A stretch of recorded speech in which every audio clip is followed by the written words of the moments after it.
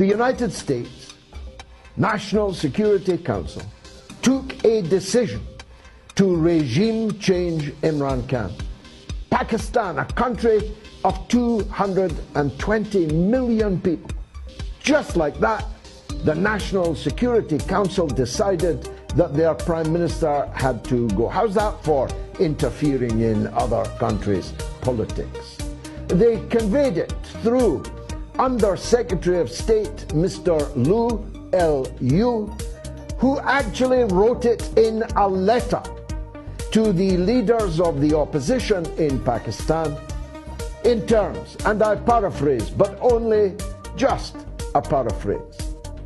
The letter said that relations between the United States and Pakistan would not improve as long as Imran Khan remained Prime Minister, and that the only way that relations could improve is if an election were to return someone else as Prime Minister. As clear an intervention in someone else's sovereign affairs as it is possible to imagine. Unfortunately for the United States, this letter found its way into the hands of Imran Khan.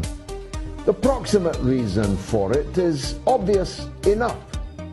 Pakistan has the closest possible relations under all prime ministers, indeed even under military dictators in the past, with the People's Republic of China, its neighbor.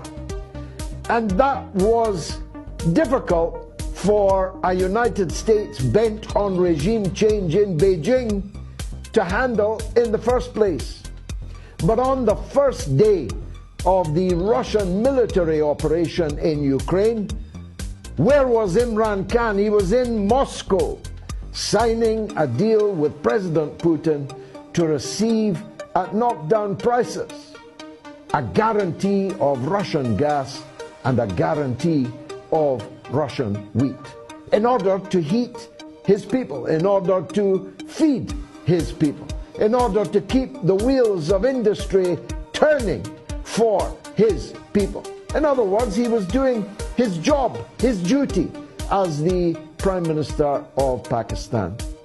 But this double harness of a Pakistan in closer cooperation with Russia and in an ironclad alliance with China lit a fuse which they hoped, still hope, would lead to the explosion of Imran Khan's premiership.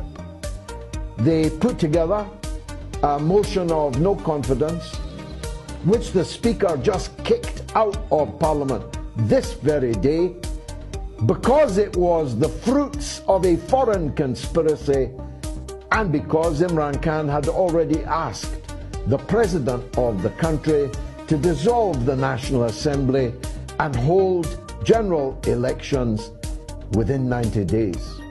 General elections which I confidently predict will see Imran Khan sweep the country if the United States does not ensure that the army, whose top brass are playthings of the United States and always have been, ever since the country was created, the military which hanged the martyr Zulfikar Ali Bhutto, the military which overthrew elected prime ministers like Nawaz Sharif, like Benazir Bhutto.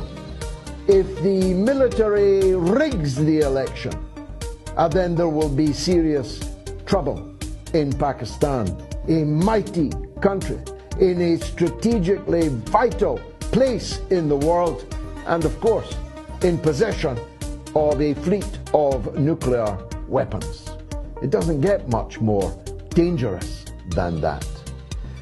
Even worse, they may kill Imran Khan, their cricketing hero, their Prime Minister who has stood tall and been visible throughout the world as a champion of justice in Pakistan, in Asia, and in the world.